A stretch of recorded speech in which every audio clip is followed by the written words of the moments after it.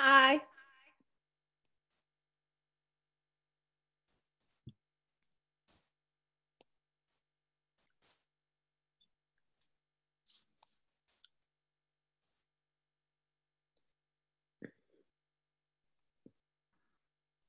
Good evening to you.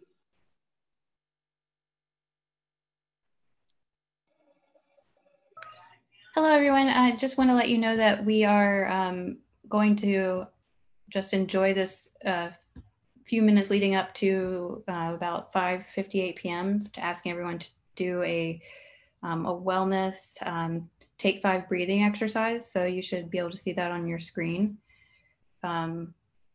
which is really nicely demonstrated with the hand. And we will get started a little closer to 6.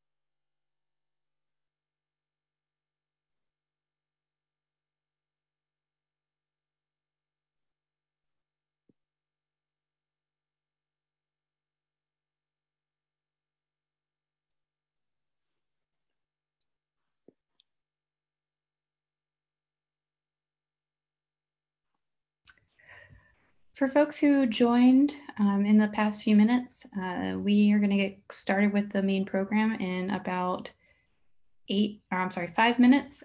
So please take this time to do a wellness breathing exercise that is on the screen. Thank you.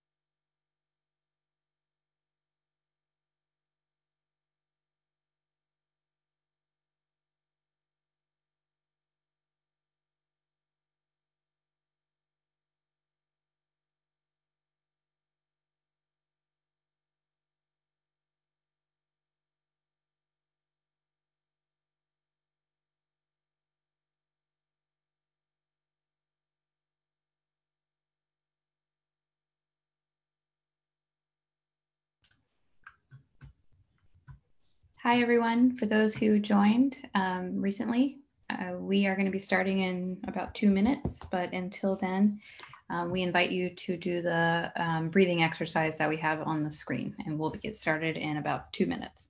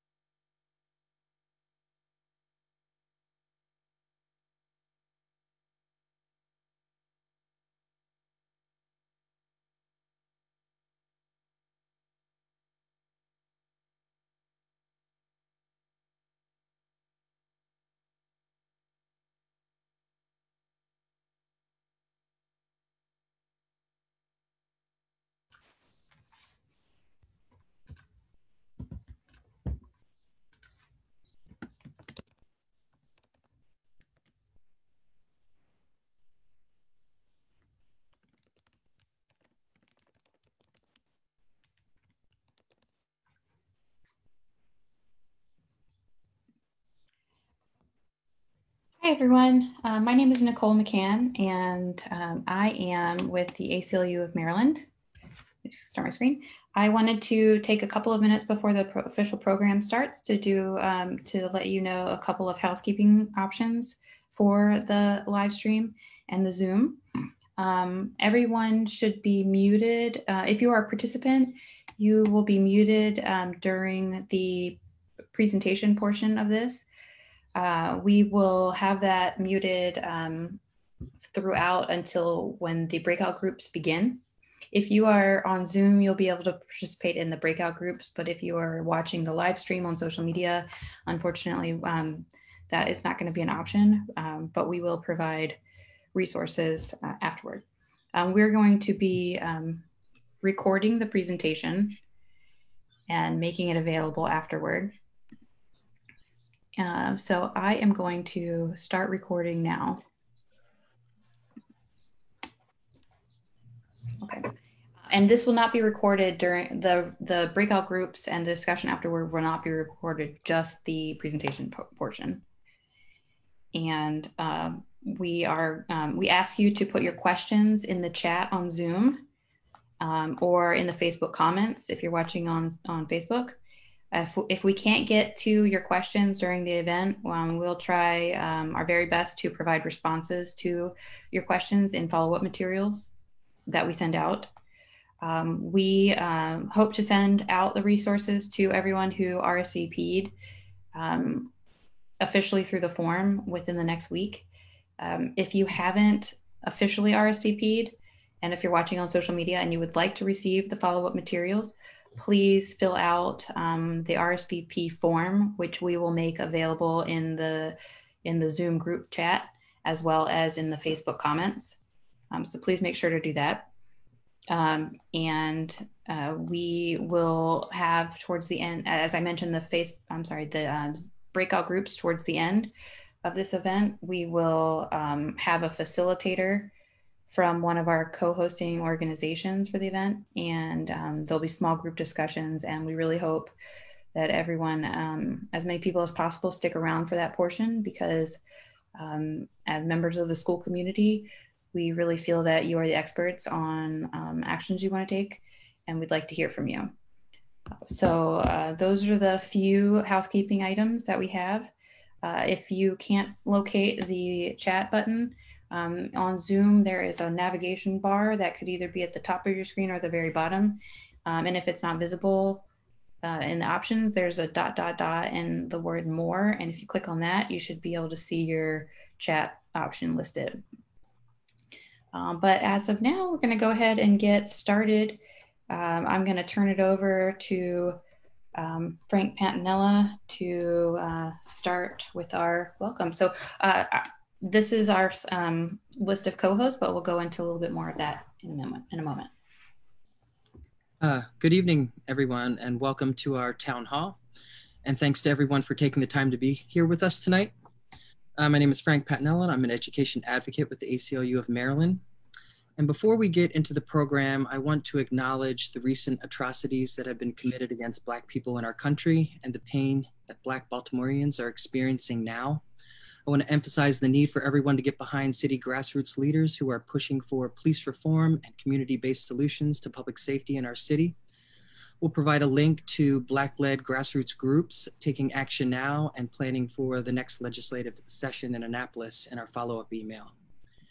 Much like the urgency around police reform, tonight we'll be talking about the constitutional right to education in Baltimore City and the state of Maryland. This is a matter of justice which has never been delivered for Baltimore students, and if we believe that Black lives truly matter, then constitutionally adequate funding and comprehensive and intentional anti-racism framework must be the foundation for our schools in Baltimore.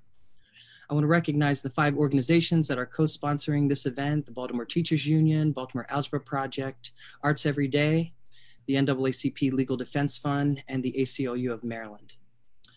We have students, teachers, and policy advocates here tonight to share information and their insights on these agenda items. Next slide. We're going to talk about Bradford versus the State Board of Education. What is this lawsuit about? What is happening now in the courts? The Kirwan bill, or the blueprint for Maryland's future. What is intended by this bill, and will it fulfill the rights of students in Baltimore? The impact of COVID-19, and where do we go from here? And without further ado, I'm going to introduce our co-MC for tonight, Ivan Roberts, of the Baltimore Algebra Project and recent graduate of Bard High School. So let's give him an applause. Ivan, he'll be on his way to Bowie State. So great things to come from him. Ivan? Thank you, Frank. Before I start, I want to thank you all for attending. I think it's very important to have these discussions around the current climate of education, specifically in Maryland. As one of the richest states in the U.S., it fails to provide an equitable quality education for its Black and brown students. As one of these students, I experienced this firsthand. The state constantly fails to meet the needs of students in Baltimore by limiting our opportunities or resources, or simply not providing enough. We have been underfunded for many years, and that's like the common known, and little efforts from the state have been made to change that. As a result, students have been failed, not because they're dumb or unable to accomplish what has been asked, but because people in positions of power fail to properly service them. Our classrooms are overcrowded. There's not enough teachers to really offer support to students inside the classroom. Our materials are always out of date and for the most part damaged. I've been in classrooms where we couldn't take textbooks home because it was such a limited supply, and already teachers didn't want the material to already get worse and the conditions are already in. Then there's always budget cuts, so either programs or positions are removed.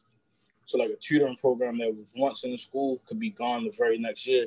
And students already struggling in those courses will continue that cycle. As Black and brown students, we are given the bare minimum, then expected to succeed when the odds are already impacted against us. And that's just the reality of it, but this isn't the same reality throughout Maryland as a whole. Much wealthier or whiter parts of Maryland are able to meet their needs to properly succeed. So it's up to us as community members, students, teachers to change that reality and make a radical transformation in the way education is held.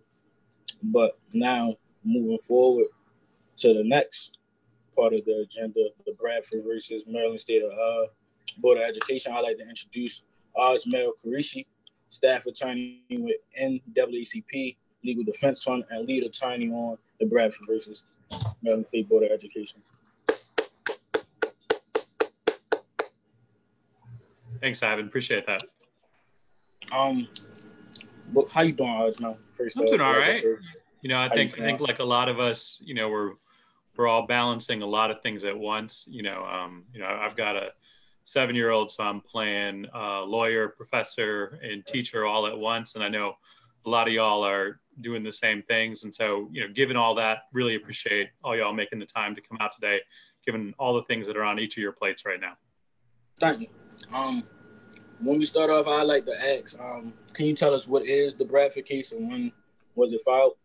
Yeah, so there's the federal constitution that everybody knows about, but in addition to the federal constitution, Maryland has its own constitution. And one of the provisions of the Maryland Constitution, which makes it really special and unique, is Article 8. You know, unlike the federal constitution, which for the most part says the federal government can't do things to you, like take away your freedom of speech under the First Amendment.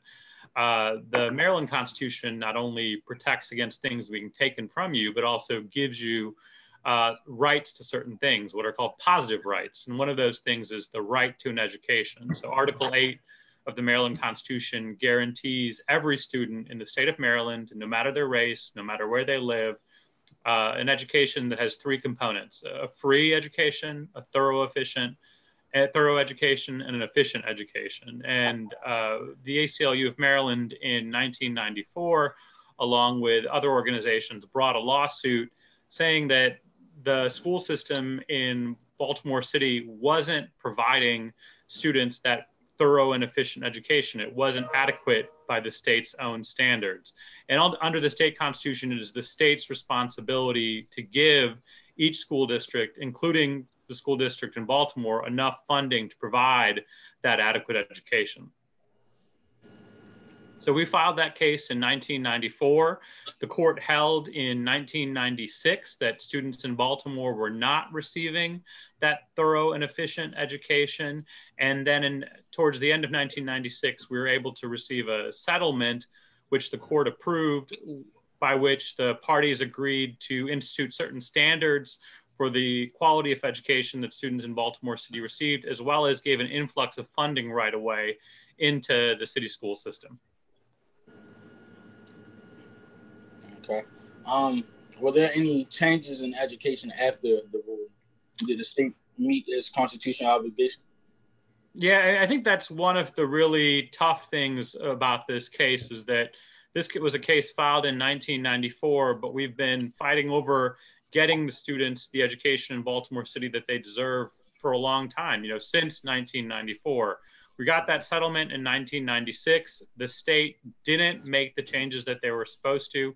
We had to go back to court in 2000, 2002, and again in 2004 to get them the funding that they needed. There was legislation passed in 2002, which increased the amount of funding. This is the Thornton bill, which came out of the Thornton Commission, which many of you are probably familiar with, which increased the amount of funding that went to students in Baltimore City public schools. It sounds like a little bit that the court order was essentially ignored and the underfunding continued. How did you respond? I think that's exactly right. So there were gradual improvements over time. You know, funding increased between 2002 and 2008. But at that point, due to the fiscal crisis and the recession, the legislature stopped short of actually making all of the increases that were necessary to comply with the court's rulings.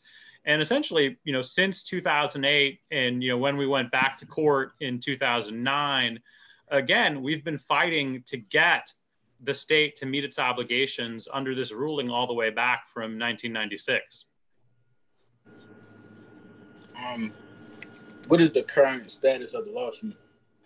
So in 2019, we went back to court alleging that the state still was not providing students in Baltimore City public schools an adequate education as required by the Constitution, as well as the court's previous rulings. The state lodged a variety of procedural defenses. We filed a very extensive, an 80-page petition in support of our decision to go back to court. And the state really didn't fight the substance of anything we were saying, but came forward and put forward a variety of procedural defenses, arguing why our plaintiffs, why students in Baltimore City public schools shouldn't get their day in court at all.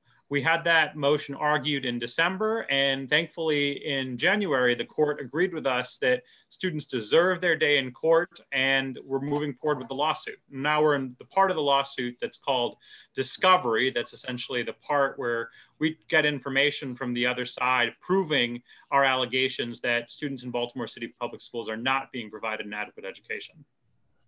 Okay, thank you. Thank you.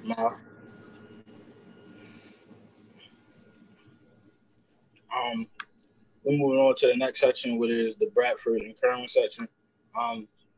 Still talking to Ajmel. The entire idea behind adequate school funding started with the lawsuit. Can you give us like a little brief history? A brief history of the lawsuit, or sorry? How did the lawsuit lead us to where we at currently today? So the information that we rely upon in the lawsuit it's a really unique case because we're relying on the state's own data to make the claims that we're making in the lawsuit.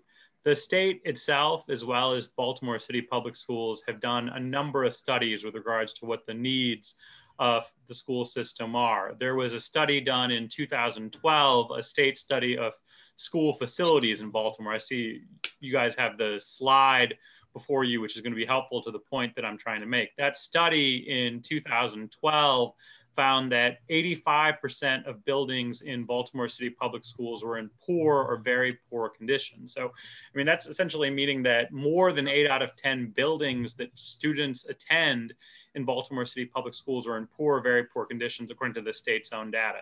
In addition to that, there have been a variety of different studies which have measured the amount of funding that students in Baltimore City public schools need. The most recent study is based on 2017 data, and that study found that every year, Baltimore City public schools are shortchanged $342 million. So, I mean, obviously, over time, that leads to a tremendous deficit, which impacts the quality of education that students in Baltimore City public schools receive. Thank you. Thank you. Now we move to Frank. One of the biggest education bills recently that came up is the Kirwan Commission. Frank, I know that you worked to influence the Kirwan Commission recommendations that got turned into the blueprint bill and advocated for a strong blueprint bill. Can you tell us about what's actually got passed by legislation?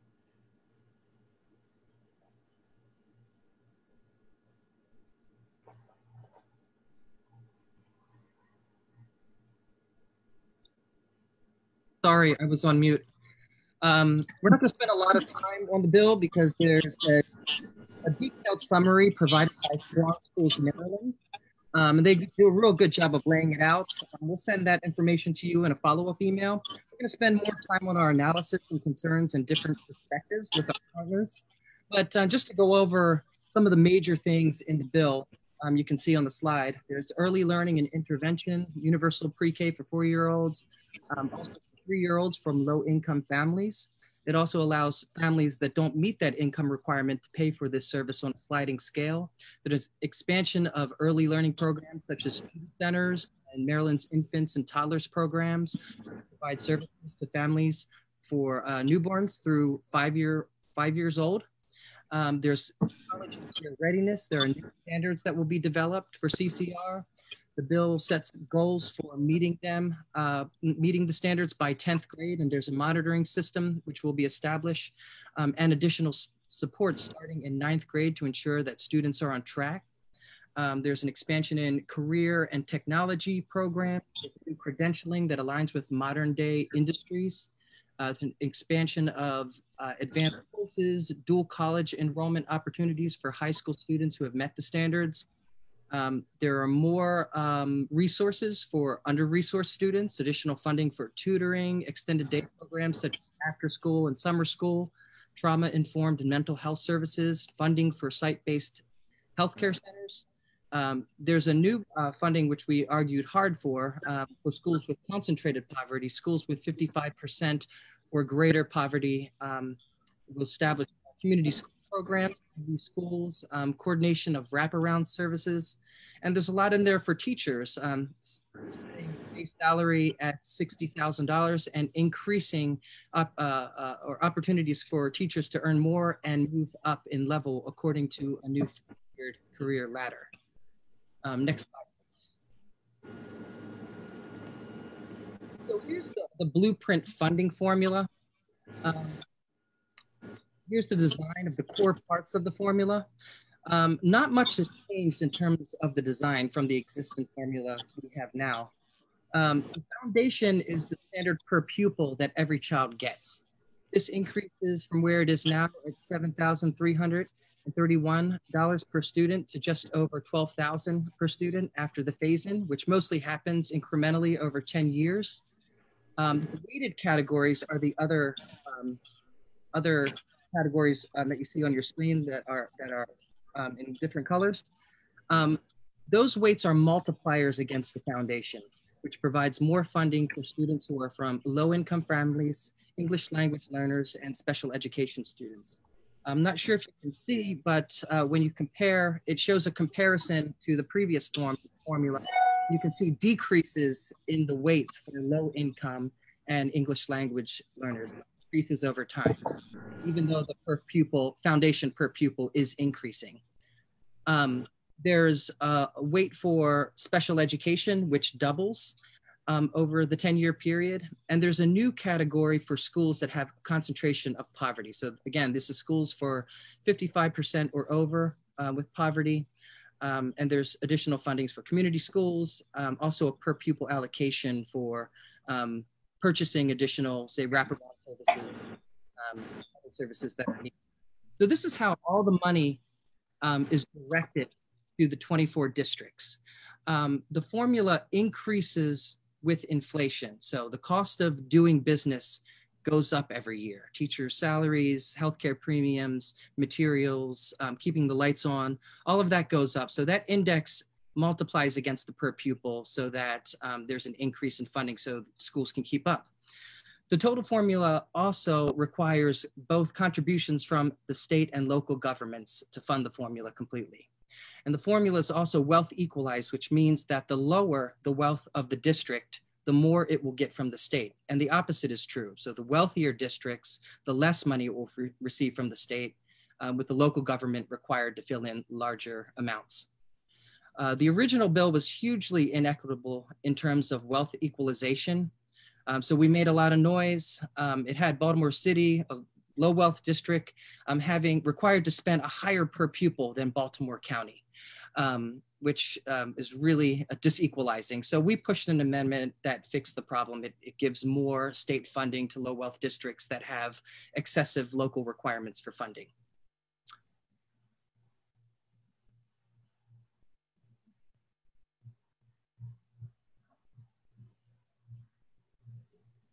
Mute. You're muted. Thank you.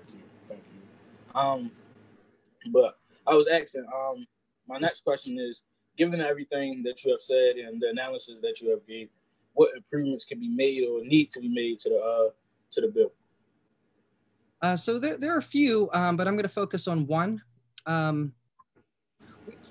We pushed on an amendment that would have required the state to produce an analysis of the funding formula and how it does or does not align with contemporary educational standards in Maryland. So this has to do directly with the right to education, the constitutional right to education in the Bradford lawsuit. They didn't pass that amendment. And we believe that the formula will most not likely meet constitutional adequacy. And here's one example. Right now, Baltimore City Schools is spending well over $200 million on special education annually. And it's only receiving maybe $50 million in the state formula. So as we said, the formula doubles that weight for special ed. But when I looked at the projections, 10 years from now, the formula will give Baltimore City Schools $220 million for special education, which is a lot of money. But 10 years from now, the costs are going to go up significantly due to inflation. So we don't think, certain aspects of the formula which have been made transparent. That's one example where we see that there's inadequacies. If you look at the chart on the screen, This shows how far away each district is from their adequate funding target. And this is the old Thornton 2002 law. So if, as Ajmal said, if funding were, Thornton law was funded as intended, Baltimore City would have $342 million. And you can see the shortfall. If you look at the bottom axis, those are all the counties from lowest wealth to highest wealth. So if you can see on the left side, those are your lowest wealth districts, and those are the ones that are the most or the furthest from their funding adequacy target. As you go up in wealth, you see those deficits reduce. They're faring much better due to the cut in 2008. And some districts are actually above where that funding target is. So there is a great disparity here. And without an analysis of the formula, we won't know if adequacy will truly be met. And this is 2017 data. That $342 million shortfall for Baltimore City, we're in 2020 now. It's higher. It's certainly higher.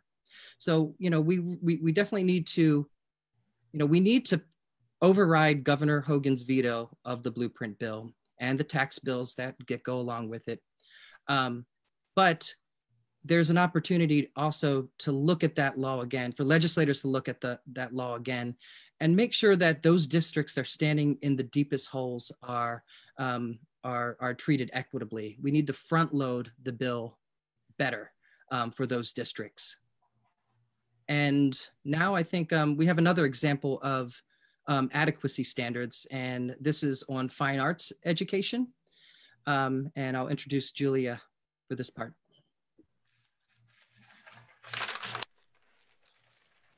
Hi, everyone. Good afternoon or good evening. My name is Julia DeBuslo. I'm the Executive Director of Arts Every Day. And I'm here to talk about Baltimore City fine arts access across the district. So just so we all know, the arts are actually mandated and required according to both state and federal law. The Every Student Succeeds Act designated the arts as a core subject, and our state regulation, the Code of Maryland School Regulation, requires every district to provide every student every year with an instructional program in visual art, theater, dance, and media arts. Now, this requirement is currently an unfunded mandate.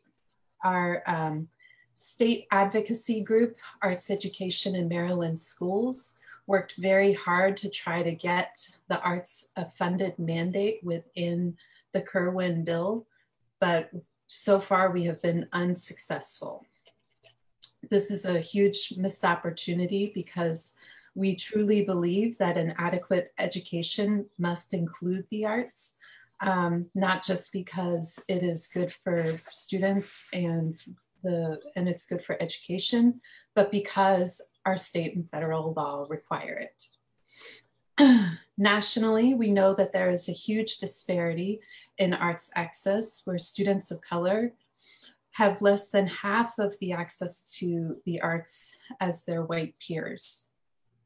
This is also true of Maryland, where sequential arts instruction is guaranteed for for students in nearly every single district across the state except Baltimore. So the slides we have up here show how much access we have to certified and non-certified arts teachers. We're at about 75% of students that have access to pre-K through 8 visual art, and only about 50% of students that are enrolled in music each year in pre-K through 8. And this data is from 2018-19. Arts Every Day, in partnership with Baltimore City Public Schools, will be working on data for the school year 19-20 data. Next slide, please. The big goal of Baltimore City that we're working up to is that all students in at least pre-K through 8 have access to visual art and music teachers every year. We are really far away from that goal. If this were a Baltimore County slide, this would read 100%. Next slide, please. Overall, you'll see that we have suffered a death by 1,000 cuts, as our good friend Marianne Mears likes to say, where the number of arts teachers has declined year after year. And it wasn't until we really started pressing the district to change budget guidance and require principals to staff fine arts teachers that we began to see an uptick in 2018-19 and 2019-20. So just to wrap this up, as Ajmal discussed earlier, Baltimore City Public Schools is underfunded by $342 million each year. This has long-term lasting impact on whether or not our students have access to an arts education. This is absolutely a result of decades of disinvestment, racial inequality, and a failure to recognize the humanity of our Black and Brown students. When we deny young people access to the arts, we are denying access to culture, representation, and self-expression. I encourage you to learn more about the work of arts education in Maryland schools and their efforts to improve access statewide, and then also to follow our work in working towards better access in Baltimore City Public Schools. Thanks.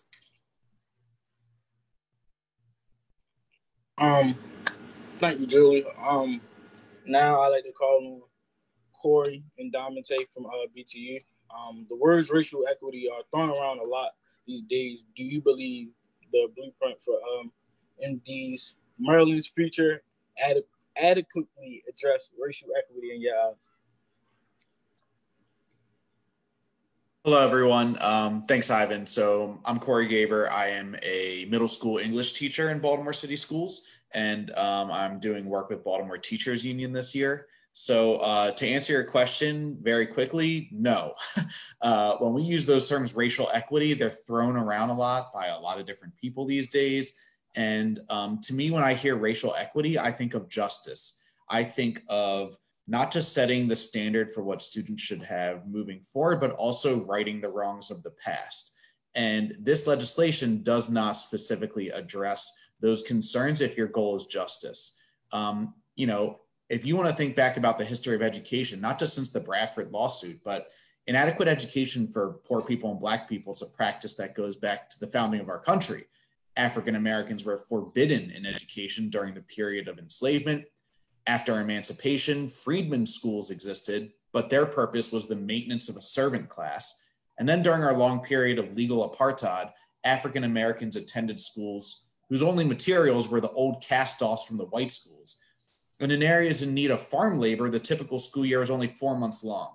In fact, Black students in the South did not experience universal secondary schooling until 1968. And so considering that history, not even thinking about housing discrimination, redlining, centuries of violence and terrorism against Black communities, the idea that the current bill, when we're talking about the blueprint bill, which 10 years from now would take a formula that is regressive and make it average, not even very progressive, but just average 10 years from now, the idea that that is going to solve for centuries of racial inequity, it's not going to do that. Now, to be clear, I have fought hard for the blueprint bill because we do need improvements. It does bring the funding formula up to a way better point than it is now, and that makes a tangible difference for educators and for students. So I fight for that. I believe in that, but I'm not going to pretend like that's going to achieve justice. We need race-based reparations to deal with the long history of enslavement and terrorism against Black communities that has never been dealt with. And then we need a progressive formula, not 10 years from now, but today, in order to fully address the harms and the inequities that our students, in particular, our students in Black Baltimore, are facing right now. Thank you. Damante?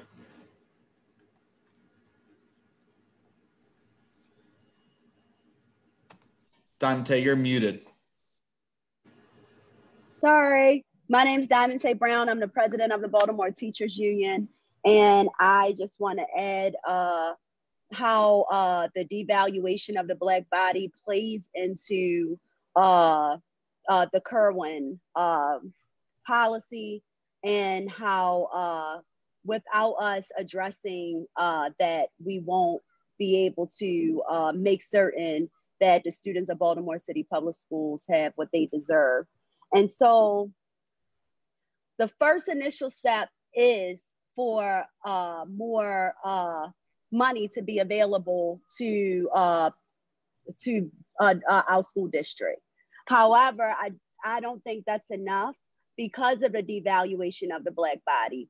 So just because we get money doesn't mean that we should expect that our district, which is an institution that perpetuates racism, should willingly want to appropriately and constitutionally adequately allocate funding. And also, in order for that to happen, the people that have the power to make that happen have to acknowledge that there was wrongdoing in the first place to even have that as a thought. And so I would say that we want to be clear that Kirwan is not about giving Black children more because America has been, I mean, wrongfully treating them like second-class citizens and dispensable citizens for hundreds of years. What Kirwan is about giving all children a 21st century education. And so that's a difference. And so we want to make certain that students in Baltimore City Public Schools, which are primarily Black students, get the education that they are constitutionally, that they have a constitutional right to, if that's even enough. But we can start there. Then the directly impacted advocates, activists are all going to have to pretty much vigilantly babysit the school district to ensure Baltimore City Public School students get just the beginning of what they deserve. And as I said earlier, that actually what they deserve extends beyond what is constitutionally adequate. And I just want to also state that a lot of times in policies like this and in conversations, there's an assumption that addressing poverty somehow covers Black people, and being Black and being poor not mutually inclusive. So just because you address poverty doesn't mean you address the trauma and all the past wrongdoings of what happened to Black people in America. And another way, you know, I want to talk about the devaluation of the Black body in this process is that even in our data, you know, even a driving force of this is a comparison. We compare how well Black children are doing by how far away they are from their white counterparts, as if their white peers dictate what's sufficient for Black children. And so I think we should consider, instead of doing that, just consider doing what's right and correcting the wrongdoings and not perpetuating a narrative of white supremacy. Because I think when we do those type of comparisons, that's what we're doing. Thank you. I'd like to thank both Damante and Corey. Thank you both. Next, we have a student testimony. Queen, she's a bar student. Queen. So my question is, as a student, what does race equity look like to you, and what does this mean for you at the school level? Well, good afternoon, everyone. My name is Queen Royalty. Race equity to me is, you know, people always talk about race equity. You know, we have to treat everyone the same. You know, you have to treat everyone the way they need to be treated, which is fine. But there's also economic equity, you know, and one way of race equity is having money. That's one way. You know, I know schools, low income, almost fully Black schools, who like don't have water fountains, who don't have these classes that like where I've been to white schools, they have like these classes that I'm not familiar with. I've never even heard of some of these classes. You know, some have sewing classes, some have cooking classes in school. I've never even heard of that. You know, having race equity is like having equal opportunity for all, you know, not just one group of people in one area. And, you know, lots of things play into that. Redlining plays into that, poverty, lots of stuff plays into that. And those are unfortunate circumstances. But for right now, we need to make decisions right now. How can we improve that? How can we make a change? You get what I'm saying? And also, it's also about caring as well. Race equity is not just caring about this group of people and not this other group of people in two different places. I've been to a school where, like, you know, I live in Baltimore City. There's lots of violence everywhere. I've had family members who have been, unfortunately, who have been killed with all the violence and everything. And there has been no teachers that I felt like I could like talk to. There has been no therapist or counselor that I feel like I could talk to, and I had to process that on my own. There was like no way that I can go to my school environment and be like, yeah, my family member just got shot. And there's no, because like my school environment, the way I see it is like you have to do the work and then you go. You know, most of these teachers that we have, you know, when you do an open house, they seem like they really care about you, but they really sometimes don't. And, you know, while other schools, they have counselors, great counselors, they have mental health programs, they have people who actually care about them because that effort was put into that school to make sure they have people that care about them. While I am in a school where there has been no effort, you know, to have people that care about me. There's been no effort to have the money that I need, that we need to have these programs that I could excel in, that other kids excel in, but I don't have that opportunity, you know? And race equity to me is equal money all around, you know? Just having ethnical, you know, treating everyone right, number one, having money, number two, for everyone. And number three, just effort all around. You can't just put effort in one place and not in another place. And then you also have to take in place the surroundings that happen as well, because many things happen to kids, you know, that most teachers really don't even know about. And kids feel like that they can't go to the school, which is supposed to be a safe environment for all kids. They can't go there and say like, hey, this is what happened to me, da da da da da, because most don't feel comfortable. Most don't connect with teachers like that. And most teachers don't want to connect with students like that because the teachers there have been placed there with no effort. And those teachers don't care about the kids. So I feel like money,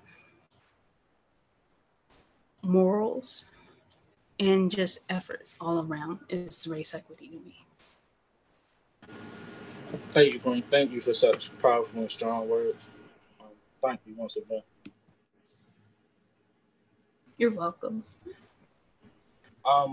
We have one more agenda item for the Bradford and Kirwan section. Just looking over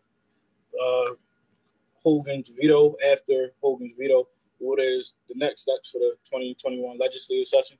After that, we will move on to the COVID-19 section and addressing educational equity. I will no longer be facilitating that part, but after that, that is the rest of the agenda.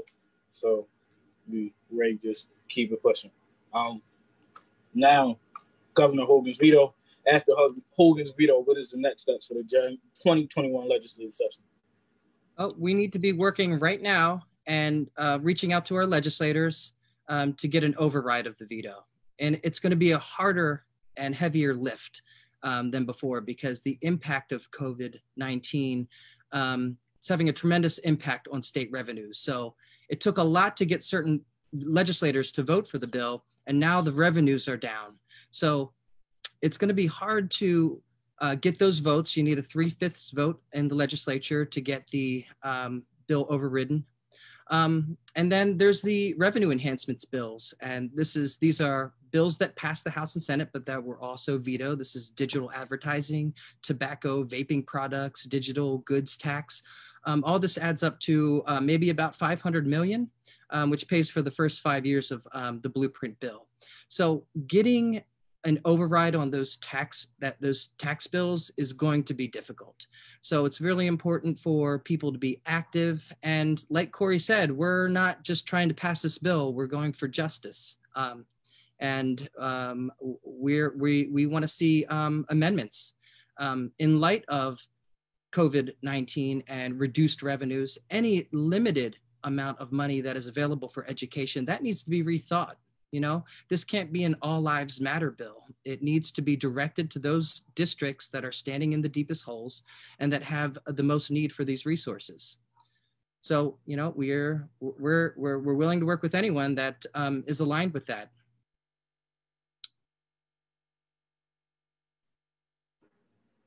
Thank you, Corey. Dang, your name not even Corey. Sorry, Frank. I was looking at the but thank you, Frank. That is all for the Bradford and Kirwan section. We'll now be discussing the effects of COVID-19 has on education through remote learning.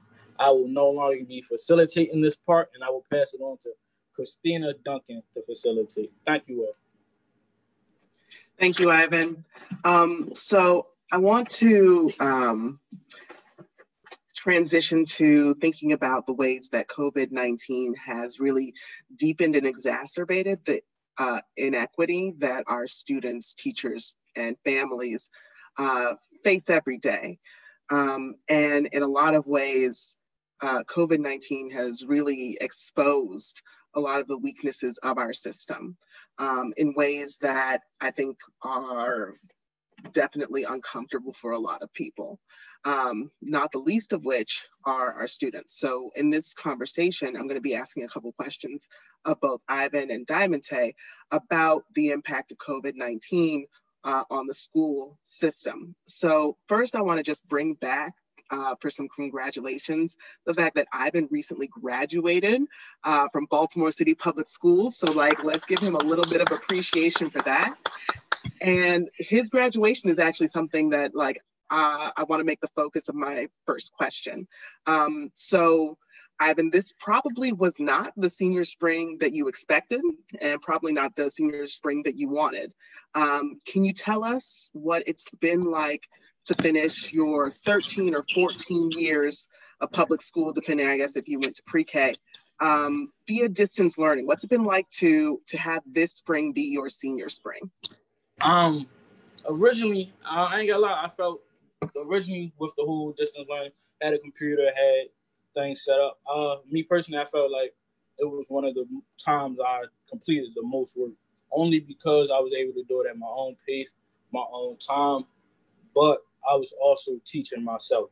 And that was fine because I myself have done tutoring with the Baltimore Algebra project. I have developed skills, learning information and contextualizing in a different way. But also there became a point in time where my computer broke and there was no second plan, there was no backup. And I went up to the school to get a computer, and the computer it gave me was kind of broke too, you feel me? And at that point, that was just the end of it. That I was in a similar predicament that most of me and my peers in. If you weren't able to do your remote learning courses, especially if it's a graduation requirement class, you're unable to graduate and you're unable to get your diploma and all your things like that. And that was the position I was in, and I wasn't going to be able to graduate until the next academic year, because at that point in time, they wasn't really saying nothing about summer school, things like that. So at that point, it really put my whole graduation and my whole work at jeopardy. And I really didn't. Eventually I got a computer, and I had a week to get it all in. And it was really a very challenging and stressful time as soon as I was lost technology, because that was the sole foundation this whole situation was based upon.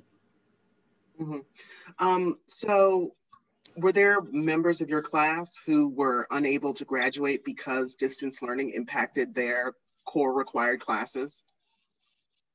I mean, of course, that's just if you weren't able to do the courses, or you didn't have the technology, or you wasn't given the resources, or you didn't have the capabilities, that was just simply what it was. You have it incomplete, and during the next academic year, or now summer school or Apex, that would be the way you have to gain those credits.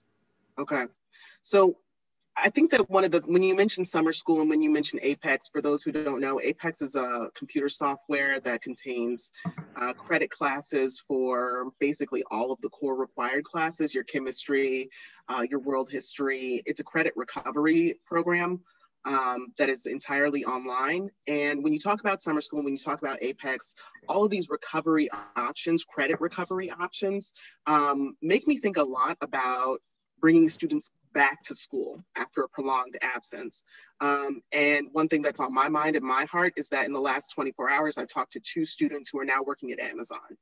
And so I'm wondering if that's something that you have seen, Ivan, and should we be thinking about how we get students back into school if they now have jobs and they're making money? Something I think that's very helpful is making youth employment a part of school. Like for the Algebra project, you can earn money while in school. I am a senior. I've been with the Algebra project since my freshman year.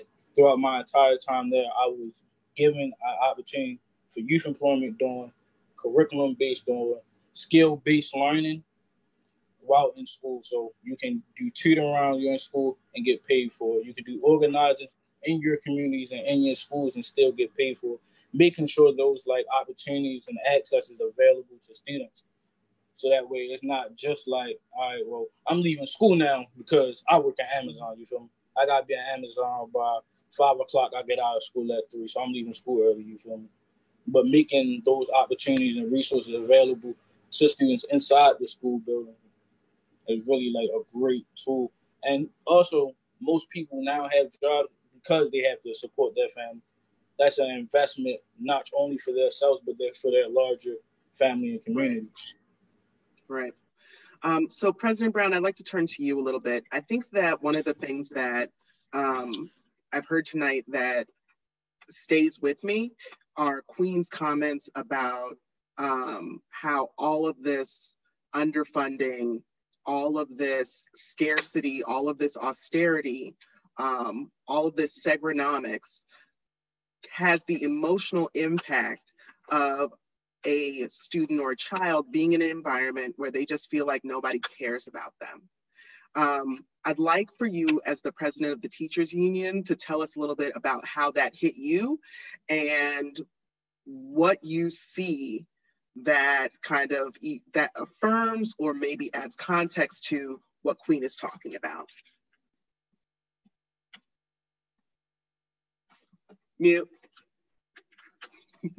Darn it, I tried. Okay. Well, I agree with Queen, and I also feel the same way as Queen. I myself attended Baltimore City Public Schools and have always lived in Baltimore and still live in Baltimore. And I felt the same way my whole entire life, especially as a student of Baltimore City Public Schools, that actually, when I was going to Baltimore City Public Schools, I attended schools. I attended Roland Park for middle school, and I attended City for high school. And anyone who knows Baltimore City, first of all, City Father, but back to what I was saying, anyone who knows Baltimore City knows that schools like Roland Park and City are like the schools everyone wants to go to, because our school system is so dysfunctional and so inefficient that we have a finite amount of schools, actually very small amount of schools that everyone wants to go to, because that's where we feel like the resources are and where it's going to appropriately provide the education that we feel like we deserve. Then I started teaching in the school system, and I taught at Renaissance Academy and I taught at Booker T Academy. And these two schools had the illest, greatest, dopest, best staff you could ever think of. but having a great staff isn't good enough. When you are in a school building and when you look out your classroom window and across the street, you see 7 bakes. And for those of you that don't know, that's vacant buildings that are boarded up across the street. That's not cute. That's not what I want my students to look out the window and see. And guess what? My students look out the window all the time because they always want to open the window. Because when it starts getting hot, like around April, May, it's real hot in my classroom, and I don't have AC provided by the school district. And I brought my own fan to the classroom. And so that made me feel horrible. And it makes you feel like no one cares.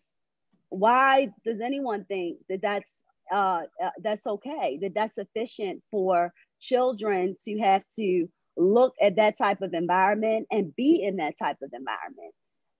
And so my experience as a teacher in the Baltimore City public school system, teaching at 2 schools that were polar opposites of the schools I attended, I think expounds on what Queen is saying.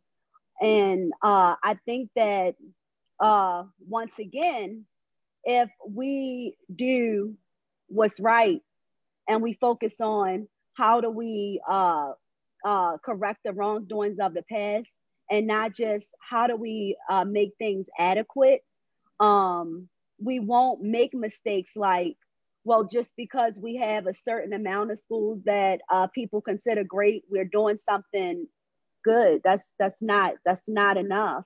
Actually, it's very offensive, and it makes people feel like crap. Thank you. At this point, we are about to move into breakout sessions. So I'd like to turn the mic back over to Nicole to explain a little bit about the logistics of the breakout sessions and how they're going to work. Thank you so much, Christina. That was and to Diamante and Ivan, that was a really powerful segment and really important to what we're about to do in our breakout. So I'm going to share my screen again, and we'll discuss the breakouts. So if you are in the Zoom part of this discussion and not on Facebook, you can join in on a group discussion. There'll be smaller breakout groups.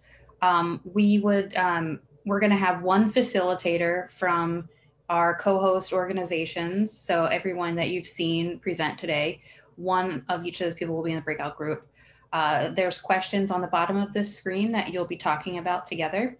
And we ask that in your breakout group, if you could pick one person to be the person that will jot down some of the ideas, and when we come back together after about 20 minutes, be the person to give a very brief update from your group.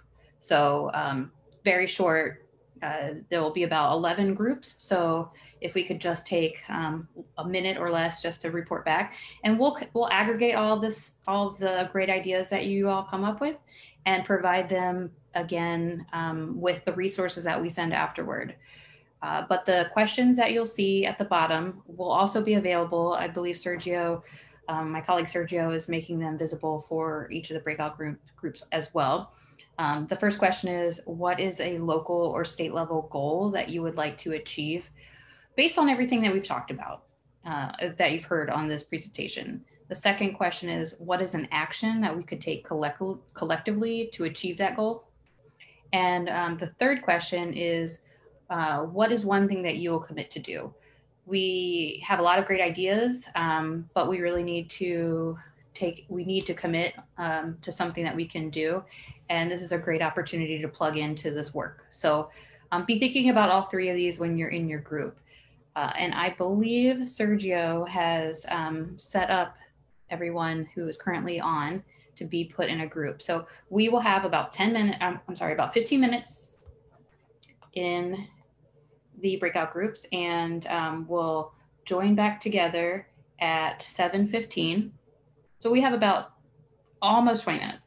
And then we'll come back together at 7:15 to report back and have our next steps in organizing and taking action section. And then we'll close out. So Sergio, if you are ready, please go ahead and put folks into the breakout groups. Here we go.